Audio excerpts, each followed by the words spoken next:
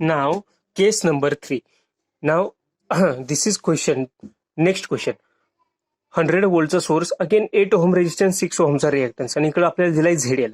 ठीक आहे. Find the value of ZL in terms of R and X that will transfer maximum power to load. आता हा जो ZL दिलाय तो इथं रेजिस्टन्स दिलाय का नाही, तर इथं आपल्याला सांगितलं in the form of R L and X that will transfer maximum power to load resistance. मग आपल्याला झेडएल काढायचं आहे. नाव ही आहे केस नंबर 3. ठीक आहे, केस नंबर 3. आता आपण काय करणार, आता सेम मागासारखा की हे काय करायचं, व्होल्टेज सोर्सला मी शॉर्ट सर्किट केला, हे आहे तसा. इकडून आपण फक्त काय बघणार, झेड इक्विव्हॅलंट फाइंड आउट करणार. Z equivalent will be what, हा 8 आणि हा 6, म्हणून Z equivalent will be 8 plus J6. आता तुम्ही म्हणाल इथं 8 ओहम आणि 6 ओहम दोघांची बेरीज 14 ओहम का नाही लिहिलं, तसं नाही होत बरं का. हा इंडक्टिव्ह रिएक्टन्स असतो, एक्सेल असतो, हा रेजिस्टन्स नाहीये. पण हा रेजिस्टन्स कसा करंटच्या फ्लोला अपोज करतो, तसाच हा जो रिएक्टन्स आहे हा पण अपोजला फ्लोला त्या अपोज करणार करंटच्या फ्लोला. पण हा रेजिस्टन्स नाही, त्यामुळे आपण बेरीज नाही करत आहे. आलं लक्षात. मग हा इंडक्टिव्ह रिएक्टन्स मी असा लिहिला. नाव आपण जसं सांगितलं झेड इज काय असतं, झेड इक्विव्हॅलंटचा कॉम्प्लेक्स कॉन्ज्युगेट. म्हणून झेड इक्विव्हॅलंटचा कॉम्प्लेक्स कॉन्ज्युगेट म्हणजे काय, 8 प्लस J6चा कॉम्प्लेक्स कॉन्ज्युगेट म्हणजे काय येणार, 8 मायनस J6. 8 मायनस J6 म्हणजे यामध्ये जो झेडेल असणार आहे तो हा असला पाहिजे, 8 मायनस J6. तरच या हा जो व्होल्टेज सोर्स आहे ना, हा या झेडेलला मॅक्सिमम पॉवर ट्रान्सफर करणार. काय करणार, मॅक्सिमम पॉवर ट्रान्सफर करणार, नाहीतर मॅक्सिमम पॉवर ट्रान्सफर होणार नाही. म्हणजे आपला आन्सर आलं 8 मायनस J6. म्हणजे यातून आपल्याला काय कळालं की जो झेड इक्विव्हॅलंट जो होता, हा जो झेड इक्विव्हॅलंट तो कोणत्या फॉर्म मध्ये होता, आर प्लस JX. मी तो आहे इथं असं आहे तसं लिहिला, आर प्लस JX. आणि जो ZL असणार आहे तो काय असणार आहे, झेड इक्विव्हॅलंटचा स्टार म्हणजेच काय असणार आहे, आर मायनस JX असणार आहे. तो काय असणार आहे, आर मायनस JX. ठीक आहे. म्हणजे आर हा सेम राहतोय, आर काय होतोय, सेम राहतोय. पण एक्स जो होतोय ना तो साईन त्याची चेंज होते. साईन काय होते, त्याची चेंज होते. साईन चेंज होते म्हणजे नक्की काय, की या केसमध्ये जो होता हा होता इंडक्टिव्ह. इथं तुम्ही बघू शकता हा इंडक्टर आहे. इंडक्टर म्हणजे इंडक्टिव्ह रिएक्टन्स जो आहे, इंडक्टिव्ह रिएक्टन्स तो कशामध्ये चेंज होतोय, तो बनतोय कॅपॅसिटिव्ह रिएक्टन्स. म्हणजे तो निगेटिव्ह होतोय ना, हा जो एक्स जो इथं पॉझिटिव्ह होता तो इथं जाऊन निगेटिव्ह झाला मायनस JX, म्हणून तो होता कॅपॅसिटिव्ह रिएक्टन्स मध्ये तो कन्वर्ट होतो. पण दोघांची व्हॅल्यू काय राहते, व्हॅल्यू सेम राहते, फक्त साईन चेंज होते, साईन चेंज होते. तर हा आहे मेजर डिफरन्स. या ज्या 3 केसेस आपण बघितले, तर या 3 केसेस मधला हे महत्वाच्या 3 केसेस आहेत. पहिल्या केसमध्ये फक्त रेजिस्टन्स आर, दुसऱ्या केसमध्ये म्हणजे पहिल्या केसमध्ये काय होतं, सोर्स साईडला फक्त रेजिस्टन्स आहे का, दुसऱ्या केसमध्ये सोर्स साईडला रेजिस्टन्स आणि रिएक्टन्स आहे, आणि इथं फक्त रेजिस्टन्स आहे ZL RL म्हणून. नाव थर्ड केसला इथं रेजिस्टन्स रिएक्टन्स, इकडे पण रेजिस्टन्स रिएक्टन्स, ती तिसरी केस. मग त्या केसला आपण काय करतो, कॉम्प्लेक्स कॉन्ज्युगेट घेतो. आपण काय करतो, कॉम्प्लेक्स कॉन्ज्युगेट. तर मित्रांनो आता आपण समरी बघूया ह्या मॅक्सिमम पॉवर ट्रान्सफर थिअरम मध्ये आपण काय काय बघितलं. ठीक आहे. First, for maximum power transfer ZL is equal to ZS complex conjugate. ZS म्हणजे झेड इक्विव्हॅलंट आपण जो बघितला तो त्याचा कॉम्प्लेक्स कॉन्ज्युगेट आपण घेणार. तर complex conjugate means only reactance changes its sign, त्याची फक्त साईन चेंज केली जाते रिएक्टन्स मध्ये. ठीक आहे. आणि मॅक्सिमम पॉवरचा फॉर्म्युला काय, P max is equals to VTH चा square upon RL plus RTH त्याचा स्क्वेअर इंटू RL. हा फॉर्म्युला आपण डिराईव्ह करून पाहिलेला आहे. आणि जर RL आणि RTH हे जर दोन इक्वल असतील तर फॉर्म्युला काय होतो आपला, VTH चा स्क्वेअर अपॉन 4 इंटू RTH. हे तुम्ही इथंच बघू शकता, या दोघांची बेरीज झाल्यामुळे 4R स्क्वेअर झालं, आणि R स्क्वेअर आणि हा R हे कॅन्सल झालं, म्हणून तर हे काय आलं आपलं, VTH square upon 4 into RTH.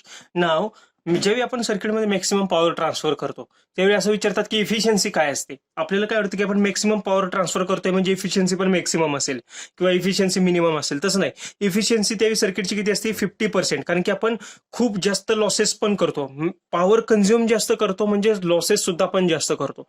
त्यामुळे ते लॉसेस 50% असतात. किंवा असंही विचारतात की त्यावेळी लॉसेस किती असतात. लॉसेस पण किती असतात 50% आणि इफिशियन्सी किती असते 50%. आलं लक्षात. इफिशियन्सी 50%, लॉसेस पण 50% लॉसेस होतात त्यामध्ये. तर हे इम्पॉर्टंट पॉइंट्स आहेत मॅक्सिमम पॉवर ट्रान्सफर थेरमचे की जे विचारले जातात. त्याचप्रमाणे हा एक छोटासा एक कॉन्सेप्ट आहे की हा एक कॉन्सेप्ट आपण बघूयात की एक आपल्याला एक व्होल्टेज सोर्स दिलाय, त्या सिरीजमध्ये एक रेजिस्टन्स दिलाय, सोर्सचा रेजिस्टन्स. अगेन त्याच्या सिरीजमध्ये एक आपल्याला एक लोडचा रेजिस्टन्स दिलाय आणि सर्किट आपलं क्लोज झालंय. नाव आता आपल्याला त्यांनी काय सांगितलंय की आपण आतापर्यंत काय करत होतो की लोडचा रेजिस्टन्स आपण चेंज करत होतो. आपल्याकडे सोर्सचा जो रेजिस्टन्स होता हा आपल्याला दिलेला असायचा 8 ओहम 10 ओहम. जर तुम्ही मागचे 3 प्रश्न बघितले असतील तर आपल्याला RS फिक्स दिलेला असायचा की 8 ओहम आहे 10 ओहम आहे. आणि आपल्याला आपण काय करायचो लोडचा रेजिस्टन्स आपण चेंज करायचो, व्हेरिएबल करायचो, लोडचा रेजिस्टन्सला चेंज करायचो. पण आता काय दिलंय की लोडचा रेजिस्टन्स हा माझा 10 ओहम फिक्स राहणार आहे. लोडचा रेजिस्टन्स बदलत नाहीये. बदलतोय काय की मला सोर्सचा रेजिस्टन्स बदलायचा आहे. तर मी सोर्सचा रेजिस्टन्स किती बदलला तर माझ्या लोडला मॅक्सिमम पॉवर जाईल, असा प्रश्न इथं विचारलाय. आलं लक्षात की सोर्सचा रेजिस्टन्स मी किती बदलू की जेणेकरून या लोडला मॅक्सिमम पॉवर ट्रान्सफर केली जाईल. तर हे तुम्हाला सांगतो ज्यावेळी आपण सोर्स साईडला चेंजेस करतो ना, म्हणजे हे सोर्स म्हणजे लोडला सोडलं तर जे राहतं ते सगळं सोर्सचं राहतं. आलं लक्षात. हा जर लोडचा इथं अगेन एक रेजिस्टन्स कनेक्ट केलाय उभा पॅरलल रेजिस्टन्स, हे सर्व सोर्स साईड कनेक्शन झाले. लोडला ज्यावेळी आपण हात लावणार नाही म्हणजे जे राहतं ते सर्व सोर्सचं राहतं. सोर्स साईड हे सोर्सचे जे रेजिस्टन्स आहेत हे जर आपण चेंज करत असू का की लोडला मॅक्सिमम पॉवर जाण्यासाठी, तर नेहमी एक लक्षात ठेवा हे सर्व रेजिस्टन्स नेहमी लो असले पाहिजेत. हे सर्व रेजिस्टन्स नेहमी लो असले पाहिजेत. आता तुम्ही म्हणाल की आपण काय म्हणलेलं की RL is equal to RS असलं तर आपल्याला हे मिळणार, बरोबर ना.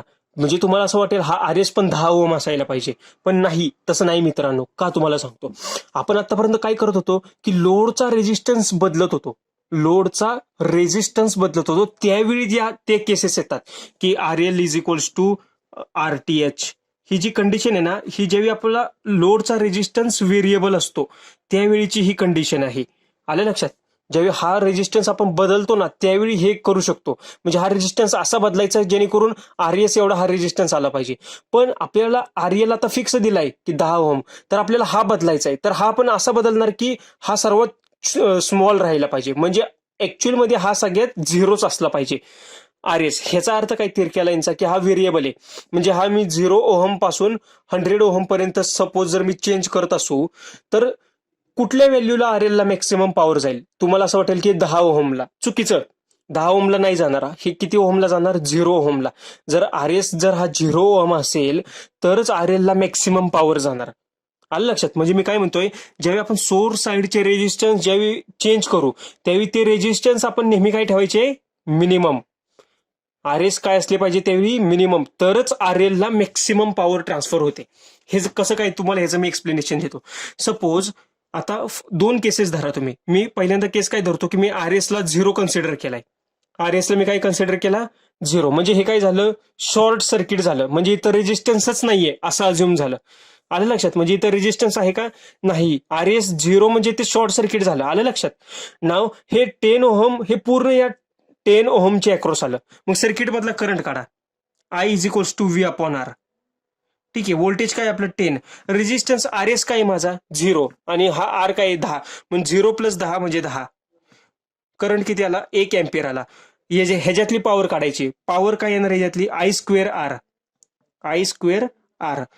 करंटचा स्क्वेअर 1 इंटू R काय आपला 10. म्हणजे या केसला पॉवर ट्रान्सफर किती झाली आपली 10 वॅट.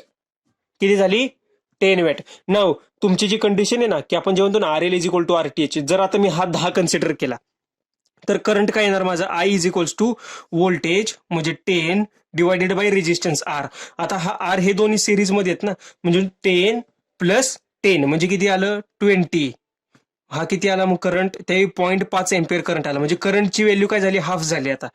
मग पॉवर काय आला अगेन, I स्क्वेअर R, म्हणजे 0.5चा स्क्वेअर म्हणजे किती आलं, 0.25 इंटू रेजिस्टन्स किती आहे 10, म्हणजे या केसला किती पॉवर ट्रान्सफर आलं, 2.5 वॅट. झालं सॅटिस्फाईड. की एक लक्षात घ्या, ज्यावेळी सोर्स साईडला आपण व्हेरिएशन करतो, सोर्स साईडला ज्यावेळी आपण व्हॅल्यू रेजिस्टन्सची चेंज करतो, त्यावेळी ती चेंज केलेली व्हॅल्यू नेहमी कमी असली पाहिजे, नेहमी कमी असली पाहिजे, त्याच वेळी RL ला मॅक्सिमम व्हॅल्यू ट्रान्सफर होणार.